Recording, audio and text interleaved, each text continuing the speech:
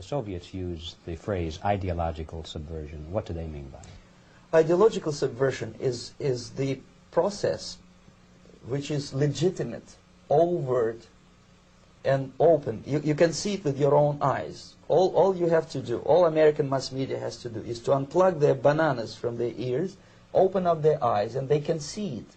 There is no mystery. There is nothing to do with espionage. I know that espionage, intelligence gathering, looks more romantic. It sells more deodorants through the advertising, probably. That's why your Hollywood producers are so crazy about James Bond type of thrillers. But in reality, the main emphasis of the KGB is not in the area of intelligence at all. According to my opinion and opinion of many defectors of my caliber, only about 15% of time, money, and manpower is spent on espionage as such. The other 85% is a slow process which we call either ideological subversion or active measures, активные мероприятия in the language of the KGB, or psychological warfare.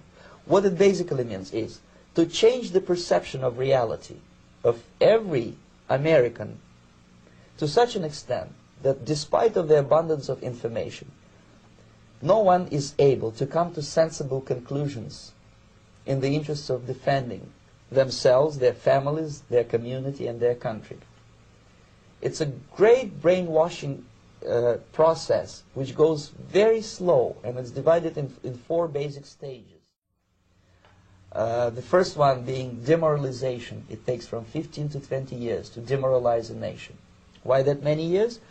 Because this is the minimum number of years which requires to educate one generation of students in the country of your enemy, exposed to the ideology of the enemy. As I mentioned before, exposure to true information does not matter anymore. A person who was demoralized is unable to assess true information. The facts tell nothing to him. Even if I shower him with information, with authentic proof, with documents, with pictures, even if I take him by force to the Soviet Union and show him concentration camp, he will refuse to believe it until he is going to receive a kick in his fat bottom. When a military boot crashes then he will understand, but not before that. That's the tragic of the situation of demoralization. So the next stage is destabilization. This time, subverter does not care about your ideas and the patterns of your consumption. Whether you eat junk food and get fat and flabby, doesn't matter anymore. This time, and it takes only from 2 to 5 years to destabilize a nation, what matters is essentials: economy, foreign relations, defense systems. The next stage, of course, is crisis. It may take only up to 6 weeks to bring a country to the verge of crisis. You can see it in Central America now. And after crisis, with a violent change of power, structure, and economy, you have so-called the period of normalization. It may last indefinitely. Normalization is a cynical expression borrowed from Soviet propaganda. When the Soviet tanks moved into Czechoslovakia in '68, Comrade Brezhnev said, "Now the situation in brotherly Czechoslovakia is normalized."